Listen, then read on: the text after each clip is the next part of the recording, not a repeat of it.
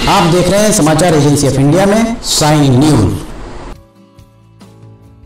नवरात्र का 9वां दिन माता सिद्धिदात्री की आराधना से प्राप्त होती है सिद्धियां। जगत जननी माता दुर्गा के सिद्धिदात्री स्वरूप के पूजन से ब्रह्मांड पर विजय पाने की सामर्थ्य होती है विकसित। आप देख, सुन और पढ़ रहे हैं समाचार एजेंसी ऑफ इंडिया की साई न्यूज के धर्म प्रभाग में विभिन्न जानकारियों के संबंध में। यह देवी सर्वभूतेषु माता सिद्धिदात्री रूपेण संस्थिता। नमस्तस्य नमस्तस्य नमस्तस्य नमातो नमः। यह माता सिद्धिदात्री का पूजा मंत्र है। जगत जननी माता दुर्गा बहुत दयालु मातानी जाती है। थोड़ी सी आराधना करने पर ही माता प्रसन्न होकर भक्तों को वरदान देती हैं। नवरात्रि के पहले दिन माता शैलपुत्री, दूसरे दिन माता ब्रह्मचारिणी, तीसरे दिन माता चंद्रघंटा, चौथे दिन माता कुष्माताड़ा, पांचवें दिन माता स्कंदमाता, छठे दिन माता कात्यायनी, सातवें दिन माता कालरात्रि और आठवें दिन माता महागौरी की पूजा। नवरात्रि के आखिरी दिन महानवमी को माता दुर्गा की 9वीं शक्ति माता सिद्धिदात्री की पूजा की जाती है। माता सिद्धिदात्री की पूजा अर्चना से सभी तरह की सिद्धियां प्राप्त होती है और लौकिक परलौकिक सभी तरह की मनोकामनाओं की पूर्ति भी होती है। अगर आप जगत जननी माता दुर्गा की आराधना करते हैं और अगर आप माता दुर्गा जी के भक्त हैं, तो कमेंट बॉक्स में जय भवानी, जय दुर्गा अथवा जय काली माता लिखना न भूली।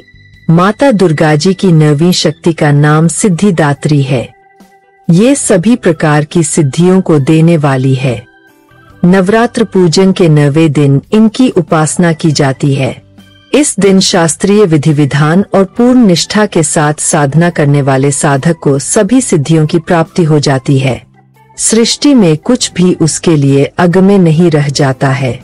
ब्रह्मांड पर पूर्ण विजय प्राप्त करने की सामर्थ्य उसमें आ जाती है। मार्कंडेय पुराण के अनुसार अनिमाता, महिमाता, गरिमाता, लघिमाता, प्राप्ति, प्राकाम्य, ईशित्व और वशित्व ये 8 सिद्धियां होती है। ब्रह्म वैवर्त पुराण के श्री कृष्ण जन्म खंड में यह संख्या 18 बताई गई है। माता सिद्धिदात्री भक्तों और साधकों को ये सभी सिद्धियां प्रदान करने में समर्थ है। देवी पुराण के अनुसार भगवान शिव ने इनकी कृपा से ही इन सिद्धियों को प्राप्त किया था। इनकी अनुकंपा से ही भगवान शिव का आधा शरीर देवी का हुआ था। इसी कारण वे लोक में शर्धनारीश्वरश नाम से प्रसिद्ध हुए। माता सिद्धिदात्री 4 भुजाओं वाली है। इनका वाहन सिंह है। ये कमल पुष्प पर भी आसीन होती है। इनकी दाहिनी तरफ के नीचे वाले हाथ में कमल पुष्प है। प्रत्येक मनुष्य का यह कर्तव्य है कि वह माता सिद्धिदात्री की कृपा प्राप्त करने का निरंतर प्रयत्न करे, उनकी आराधना की ओर अग्रसर हो। इनकी कृपा से अनंत दुख रूप संसार से निर्लिप्त रहकर सारे सुखों का भोग करता हुआ वह मातोक्ष को प्राप्त कर सकता है। नव दुर्गाओं में माता सिद्धिदात्री अंतिम है। अन्य 8 दुर्गाओं की पूजा उपासना शास्त्रीय विधि विधान के अनुसार करते हुए भक्त दुर्गा पूजा के 9वें दिन इनकी उपासना में प्रवृत्त होते हैं। इन सिद्धिदात्री माता की उपासना पूर्ण कर लेने के बाद भक्तों और साधकों की लौकिक पारलौकिक सभी प्रकार की कामनाओं की पूर्ति हो जाती है। सिद्धिदात्री माता के कृपा पात्र भक्त के भीतर कोई ऐसी कामना शेष बचती ही नहीं है जिसे वह पूर्ण करना चाह। वह सभी सांसारिक इच्छाओं, आवश्यकताओं और स्पृहाओं से ऊपर उठकर मातांसिक रूप से माता भगवती के दिव्य लोकों में विचरण करता हुआ उनके कृपारस पीयूष का निरंतर पान करता हुआ विषय भोग शून्य हो जाता है। माता भगवती का परम सानिध्य ही उसका सर्वस्व हो जाता है। इस परम पद को पाने के बाद उसे अन्य किसी भी वस्तु की आवश्यकता नहीं रह जाती।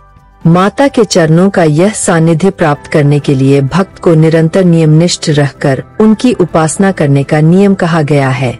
ऐसा माना गया है कि माता भगवती का स्मरण, ध्यान, पूजन हमें इस संसार की असारता का बोध कराते हुए वास्तविक परम शांतिदायक अमृत पद की ओर ले जाने वाला है। विश्वास किया जाता है कि इनकी आराधना से भक्त को अनिमाता, लधिमाता, प्राप्ति, प्राकाम्य, महिमाता, ईशित्व, सर्वकामातावसायिता, दूर श्रवण, परका माता प्रवेश, वाक्सिद्ध, अमरत्व भावना सिद्धि आदि समस्त सिद्धियों नवनिधियों की प्राप्ति होती है। ऐसा कहा गया है कि यदि कोई इतना कठिन तप न कर सके तो अपनी शक्ति अनुसार जप, तप, पूजा अर्चना कर माता की कृपा का पात्र बन सकता ही है। माता की आराधना के लिए इस श्लोक का प्रयोग होता है। माता जगदम्बे की भक्ति पाने के लिए इसे कंठस्थ कर नवरात्रि में नवमी के दिन इसका जाप करने का नियम है। माता सिद्धिदात्री का स्वरूप जानिए। माता सिद्धिदात्री का रूप अत्यंत ही दिव्य है। माता का वाहन सिंह है। यह कमल पर भी आसीन होती है। इनकी 4 भुजाएं हैं। दाहिने ओर के नीचे वाले हाथ में चक्र, ऊपर वाले हाथ में गदा और बाईं ओर के नीचे वाले हाथ में शंख और ऊपर वाले हाथ में कमल का फूल है। माता सिद्धिदात्री को देवी सरस्वती का भी स्वरूप माना गया है। इन्हें बैंगनी रंग अति प्रिय होता है। माता सिद्धिदात्री की अनुकंपा से ही शिवजी का आधा शरीर देवी का हुआ और इन्हें अर्धनारीश्वर कहा गया। अब जानिए माता सिद्धिदात्री की कथा। पौराणिक कथा के अनुसार भगवान शिव ने माता सिद्धिदात्री की कठोर तपस्या कर 8 सिद्धियों को प्राप्त किया था। माता सिद्धिदात्री की अनुकंपा से ही भगवान शिव का आधा शरीर देवी हो गया था और वह अर्धनारीश्वर कहलाए। माता दुर्गा के 9 रूपों में यह रूप अत्यंत ही शक्तिशाली रूप है। कहा जाता है कि माता दुर्गा का यह रूप सभी देवी देवताओं के तेज से प्रकट हुआ है। कथा में वर्णन है कि जब दैत्य महिषासुर के अत्याचारों से परेशान होकर सभी देवतागण भगवान शिव और भगवान विष्णु के पास पहुँचे, तब वहां मौजूद सभी देवतागण से एक तेज उत्पन्न हुआ और उसी तेज से एक दिव्य शक्ति का निमार्तान हुआ, जिसे माता सिद्धिदात्री कहा जाता है। नवरात्रि का 9वां और अंतिम दिन माता सिद्धिदात्री सिद्धिदात्री को समर्पित एक विशेष अवसर है। उनका नाम, जिसका अर्थ है रहस्यमय शक्तियों, सिद्धि की दाता, दात्री, अपने भक्तों को आध्यात्मिक आकांक्षाओं की पूर्ति करने वाली के रूप में उनकी भूमिका को पूरी तरह से दर्शाता है। माता सिद्धिदात्री में भौतिक और आध्यात्मिक दोनों क्षेत्रों में इच्छाओं को पूरा करने की शक्ति है, जो उनकी दयालुता का प्रमातान है। भगवान शिव से उनके संबंध का महत्व बहुत गहरा है, क्योंकि वह देवता के अर्धनारीश्वर रूप को दर्शाती है। इस अनोखे रूप में भगवान शिव के शरीर का आधा हिस्सा सर्वाइच पुरुष का है, जबकि दूसरा आधा हिस्सा सर्वाइच महिला का प्रतिनिधित्व करता है। अर्धा आधे को दर्शाता है, नारी महिला को दर्शाता है और ईश्वर भगवान का प्रतिनिधित्व करता है। इस प्रतिनिधित्व में महिला का आधा हिस्सा माता सिद्धिदात्री को समर्पित है, जो उनकी दिव्य उपस्थिति को उजागर करता है।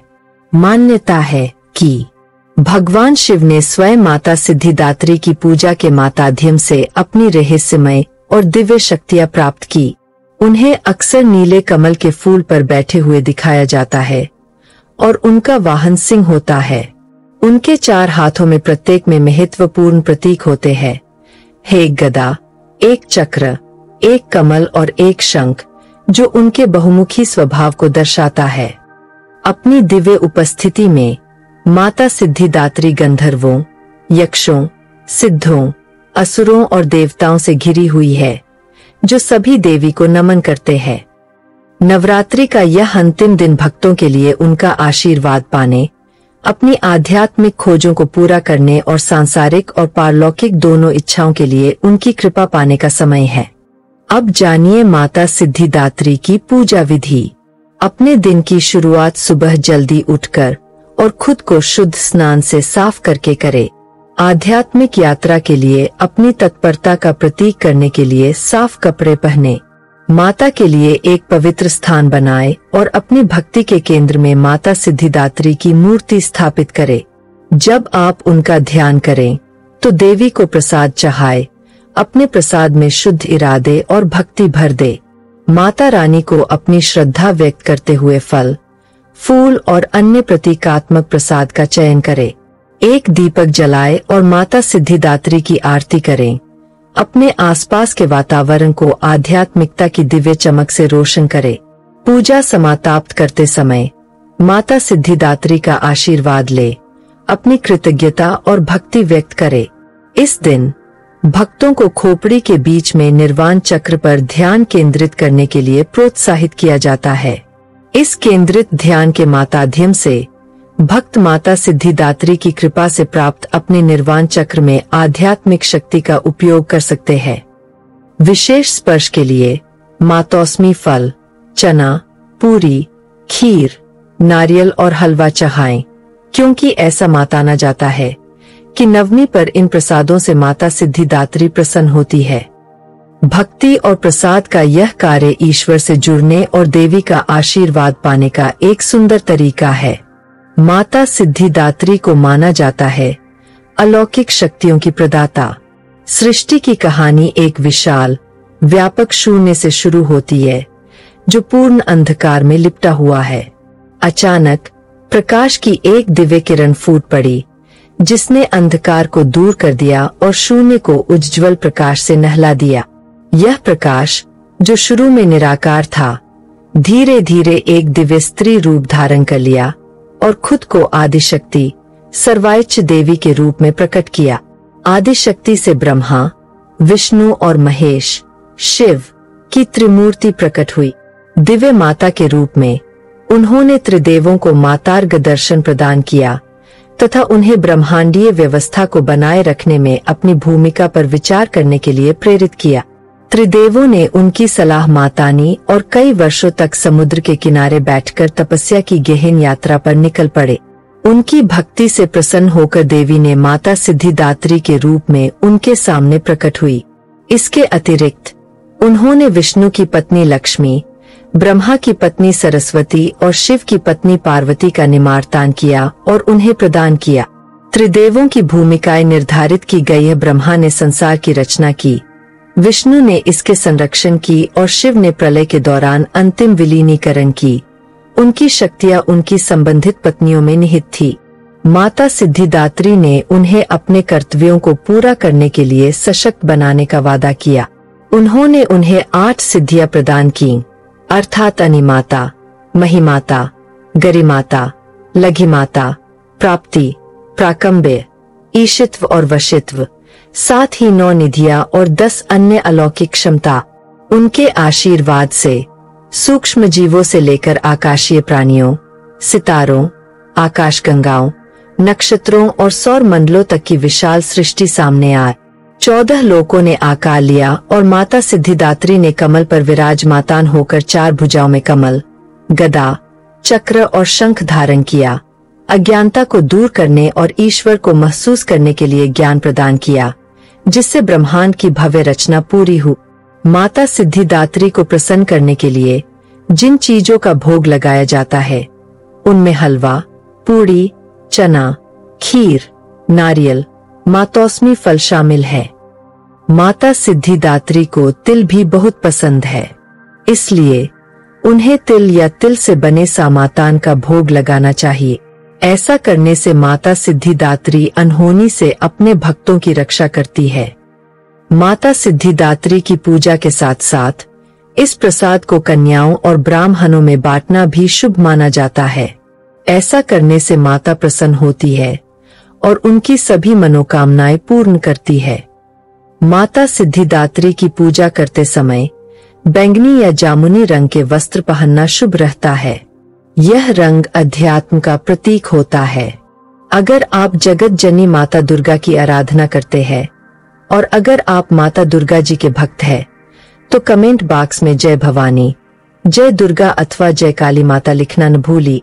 यहाँ बताए गए उपाय, लाभ, सलाह और कथन आदि सिर्फ मान्यता और जानकारियों पर आधारित है।